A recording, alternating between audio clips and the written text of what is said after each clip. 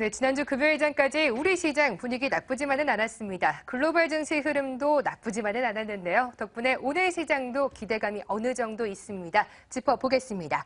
동행증권 골드센터 목동지점의 고윤기 연구원입니다. 안녕하십니까? 네, 안녕하십니까. 고윤기입니다. 네, 우선 지난주까지의 우리 시장 흐름을 좀 점검해 보도록 하겠습니다. 외국인이 반갑게도 5거래일 만에 돌아와 줬습니다. 덕분에 1920선까지는 회복을 했는데요. 포인트 좀 짚어주시죠. 네, 지난주 코스피는 주 후반에 반등하는 모습을 보였습니다. 양적 완화 축소에 따른 신흥국 통화 불안이 잠잠해졌고 미국의 고용지표 호조 소식에 해외 증시도 반등이 나면서 주 초반 1900선을 하회했던 코스피는 상승 마감해서 1920선에서 장을 마감을 했습니다. 눈에 띄는 점이라고 할 수 있는 것은 그동안 순매수를 일관하였던 외국인이 미미한 수준이긴 하지만 순매수 전환했다는 점입니다. 이런 영향으로 대부분의 업종이 금요일날 상승 마감을 했는데요. 특히 올해 실적 개선이 기대되면서 외국인 매수세가 꾸준하게 유입되고 있는 전기가스 업종이 상승세를 보였고 최근 제품 가격 인상 발표 소식에 따라서 매출 증가 기대감으로 말미암아서 음식료 업종이 상승세를 보였습니다. 그렇지만 일부 업종이 약세를 보였는데요. 유통업종이 내수 부진에 따라 실적 부진의 우려감이 나오면서 하락 마감을 했습니다. 그리고 GS건설 유상증자 검토와 함께 GX칼텍스의 신용등급 하향 조정 소식에 이어서 GS그룹이 약세를 띄었고 건설업종은 이에 따라서 각 종목별로 차별화된 모습을 보였습니다. 코스닥은 기관과 외국인의 양매수로 상승 마감을 했는데요. 여전히 중소형주의 상승세가 눈에 띄는 하이로였습니다. 모바일 게임주가 1분기 실적 출시에 대한 모멘텀으로 강한 상승세를 보였고 IT 부품주가 낙폭 과대와 함께 태블릿 PC 관련 매출 증가 기대감으로 상승 마감을 했습니다. 그렇지만 최근 들어서 홈쇼핑 관련주들이 약세를 띠고 있는데요. 금요일 날도 마찬가지로 차익 실현 매물과 함께 향후 이익 모멘텀 부진 전망으로 실망 매물 증가로 인해서 약세 마감을 했습니다. 전반적으로 외국인의 매수 전환과 함께 중소형주와 함께 중소형 업종이 강세를 지속되는 하루였다 보시면 될 것 같습니다. 네, 지난주 우리 증시를 점검해 주셨는데요. 오늘장 보면은 우선 하락 압력이 그렇게 크진 않은 것 같습니다. 하지만 외국인의 매수가 좀 지속될지는 의문이기도 합니다. 오늘장 어떻게 보십니까? 네, 지난주 말씀드린 대로 급락보다는 제한적인 상승이 예상된다고 말씀을 드렸는데요. 이번 주도 마찬가지입니다. 오히려 이제는 신흥국의 어떤 통화 불안에 대한 이슈의 진정세 그리고 양적 완화 이벤트의 선 반영으로 이제 하락보다는 상승 쪽에 무게를 둘 수 있을 것 같습니다. 코스피 지수가 1800 중후반대에서 지지라인을 확인했다는 점에서 하방에 대한 압력은 제한적일 거라고 판단이 되고 있는 상황인데요. 중요한 점은 앞서 말씀드린 것처럼 외국인의 순매수 매도세로 일관했던 그 외국인의 순매수 전환입니다.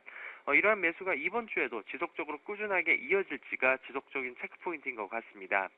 이런 상황에서 환율 부분 한번 체크를 하게 되면 최근 원달러 환율이 반등이 나오고 엔달러 환율은 하락세를 보이고 있는데 이런 상황 동안 지속적인 체크가 필요할 것으로 판단이 되어지고 있는 상황인데요. 왜냐하면 그동안 원화 강세와 엔화 약세로 피해를 봤었던 운송장비 업종의 반등이 기대가 되고 있기 때문입니다. 그렇기 때문에 이런 환율 부분 두 가지 원달러 환율과 엔달러 환율에 대한 체크가 필요할 것으로 판단이 되고 있습니다. 그리고 이제 4분기 실적 시즌 발표의 마무리를 향해 가고 있는 상황인데요. 실적이 지금 전반적으로 하향 조정됐고 그리고 전망도 썩 좋은 편은 아니기 때문에 무작정적인 어떤 장밋빛 증시의 상승 기대는 금물로 보여지고 있는 상황입니다. 이런 상황에서 종합적으로 봤을 때 코스피 시가총액 상위 종목들 위주로의 단기 반등이 예상되고 있는 상황이고요. 이런 상황에서 그동안 강세를 띄었던 중소형주의 단기 조정이 예상은 되고 있지만 과거 정권 때마다 2년차는 각종 정책의 활성화와 예산 집행 등으로 인해 중소형주의 상승세를 보였던 것처럼 여전히 중소형주의 관심은 필요할 것으로 판단이 되고 있습니다. 이번 주는 앨런 연준 의장의 의회 발언이 있는데요. 취임 후 첫 미국 경제에 대한 진단이 있는 것으로 판단이 되고 있고 향후 어떤 정책과 그리고 테이퍼링의 속도와 관련해서 가늠해 볼 수 있는 좋은 기준점이 될 수 있을 것 같습니다. 중국도 1월 무역 수지 발표가 예상되어 있는데 지금 현재 중국의 경제 성장률이 하향 조정되고 있고 그리고 각종 제조업 지표라든지 여러 가지 지표가 부정적인 것만큼 어떤 모습을 보여줄지도 관건입니다. 한국은 주 후반에 기준금리 결정과 옵션 만기를 앞두고 있는데요. 금리는 현재 동결이 예상되고 있고 만기일도 지금 매도 우위가 전망되고 있습니다.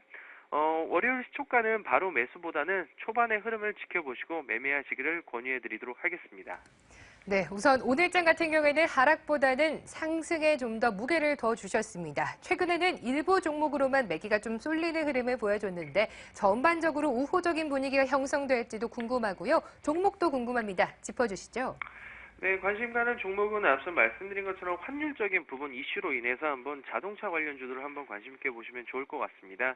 최근에 기아차와 그리고 현대차 흐름을 보시게 되면 기관의 매수와 함께 외국인의 매수도 일부 들어오는 것으로 보여지고 있기 때문에요. 단기적인 반등은 가능할 것으로 판단이 되고 있습니다. 그리고 제가 늘 강조하는 부분이 이제 중소형 업종 관련해서 지속적으로 말씀을 드리고 있는데 중소형 업종 중에서도 이제 내수 쪽으로 한번 살펴보시게 된다면 제약바이오 업종 꾸준한 매수세가 들어오고 있고 강한 상승세 보이고 있습니다. 영업이익률이 가장 좋은 종근당을 필두로 해서 한미약품, 유한양행, 그리고 휴원스까지 한번 보시면 좋을 것 같고요. 그리고 이제 화장품 관련주들이 최근 굉장히 가장 탄력적인 모습을 보이고 있습니다. 물론 코스맥스가 신고가를 기록하는 가장 상승세를 보이고 있지만 에이블 CNC와 한국콜마 또한 그동안 많이 낙폭이 과대됐던 부분이 있기 때문에 반등의 가능성이 있어 보입니다. 그리고 올해 2014년에 가장 큰 화두라고 볼 수 있는 거는 기업 개선이 어느 정도 진행되고 있는 기업들의 관심을 갖자인데요. 그동안 적자가 지속적으로 나오다가 2014년 이후에 턴 어라운드 되는 그런 기업들이 굉장히 많이 있습니다. 가령 금호타이어라든지 코롱인더 그리고 SK네트워크스, 일진홀딩스 같은 그런 턴 어라운드 관련주를 한번 관심 있게 보시면 좋을 것 같고요. 그리고 중소형 업종 중에 음식료 업종 그리고 이제 그동안 낙폭이 심했던 모바일 게임주와 그리고 올 한 해 친환경 관련된 이슈가 지속적으로 나올 수 있기 때문에 한국전력을 필두로 한 에너지 관련주 또한 지속적인 체크가 필요할 것 같습니다.